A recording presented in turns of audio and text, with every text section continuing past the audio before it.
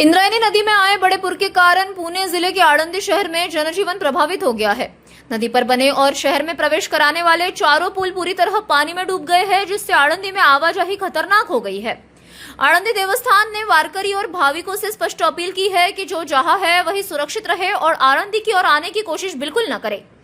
प्रशासन, पुलिस और आपदा प्रबंधन विभाग की ओर से जारी निर्देशों का सख्ती से पालन करने को कहा गया है।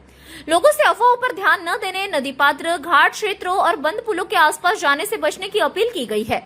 सुरक्षा को देखते हुए फिलहाल आळंदी यात्रा टालना ही सबसे बेहतर उपाय बताया गया है।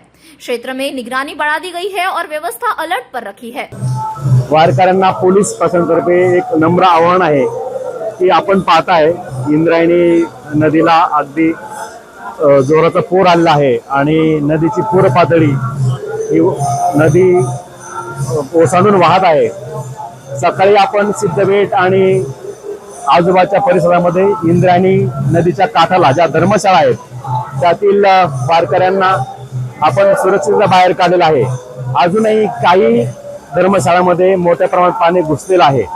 पोलीस प्रशासनातर्फे सर्व वारकरी आणि धर्मशाळाचे मालक आणि स्थानिक ग्रामस्थ यांना विनंती करण्यात येते की आपण तिथं जे आता भाविक आहेत त्यांना सुखरूप बाहेर काढलं पाहिजे किंवा त्या तत्काळ मोकळ्या केला पाहिजे। नवीन तिथं कोणालाही जाता येणार नाही याची दक्षता घेतली पाहिजे, कारण पूर हा वाढत आहे। पश्चिम पाट्यामध्ये जोरात पाऊस पडत आहे। तसेच इंद्रायणी नदीवरून आळंदीला येणारे मार्ग आहेत ते आता बंद झाले आहेत। श्री ज्ञानेश्वर महाराज संस्थान कमिटी आळंदीच्या वतीनं मी पालखी सोहळा प्रमुख ॲडव्होकेट राजेंद्र बाबूराव माप नम्र विनंती करतो की सर्व वारकरी भाविक व नागरिकांना नम्र आवाहन करण्यात येते की इंद्रायणी नदीला मोठ्या प्रमाणात पूर आला असून आळंदी शहरात प्रवेश करणारे नदीवरील चारही पूल पाण्याखाली गेलेले आहेत।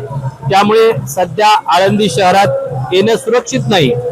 जे वारकरी व भाविक आळंदीच्या दिशेने प्रवास करत आहेत त्यांनी ज्या ठिकाणी आहात त्या ठिकाणी अथवा त्या लगतच्या सुरक्षित ठिकाणी थांबावं। आळंदीमध्ये येण्याचा कुठल्याही प्रकारे प्रयत्न करू नये।